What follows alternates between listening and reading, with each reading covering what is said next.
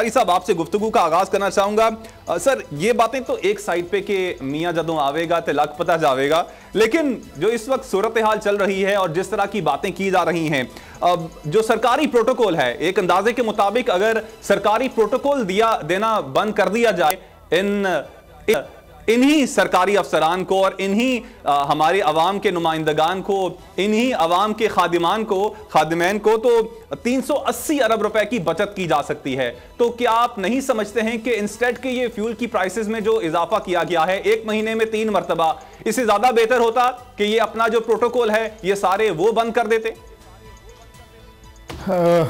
जे छोटे मियाँ साहब आए ने जी मनो ना कि वड्डे नहीं है जी। अच्छा, वड्डे आम के तो लग पता जाएगा। तो आप जो कह रहे हैं कि जी प्रोटोकॉल, तो ये थर्ड वर्ल्ड के लीडर आते क्या करने हैं?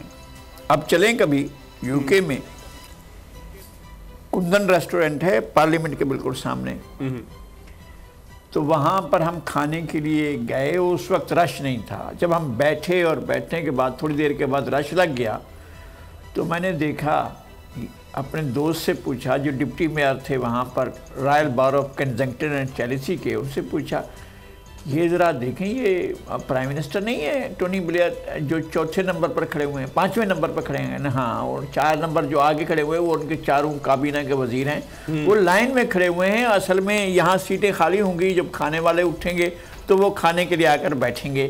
तो प्रोटोकॉल का मसला वहाँ होता है।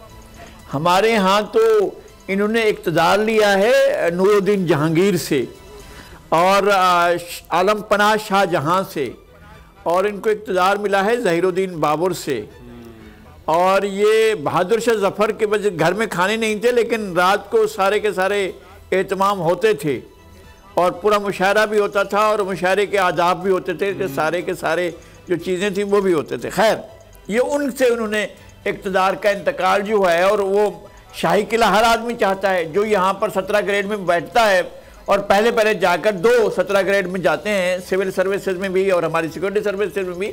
उनकी ख्वाहिश ये होती है कि कम से कम शाही महल जैसी रिहाइश उन्हें ज़रूर मरहमत की जाए और उनकी खिदमत में ये सारी चीज़ें पेश की जाएँ। और यहाँ से ब्यूरोक्रेसी का सिलसिला चलता है। फिर पार्लियामेंट में जाएँ तो ये अरकान असम्बली, भाई वो खुद जाते हैं। इस वक्त जो बोरिस जॉनसन वज़ीर आज़म हैं, वो साइकिल पर बैठते हैं और शॉपिंग मॉल पहुंचते हैं और शॉपिंग मॉल पे जाकर ज़रूरत की चीज़ें ख़रीदते हैं और वापस लाते हैं, उसी साइकिल पर बैठते हैं, सामान लाद कर घर पहुंच जाते हैं। अब तसव्वुर करते हैं कि हमारे यहाँ जो है वो वज़ीर आज़म के सेक्रेटरी का पीए का चौकीदार या उसका पियून जो है वो ऐसा सोच सकता है, ऐसा कर सकता है? नहीं भाई, ऐसा नहीं हो सकता है। आपके ऊपर बोझ किस चीज़ का रखा हुआ है? आपके ऊपर वजन किस चीज़ का रखा हुआ है? इसी को तो भुगत रहे हैं आप।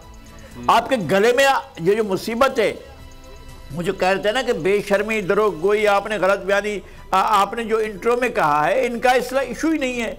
ये जब वहाँ होते हैं तो इस तरह की बात कर रहे होते हैं, जहाँ वहाँ से हटते हैं तो फिर दूसरी तरह की बातें शुरू कर देते हैं।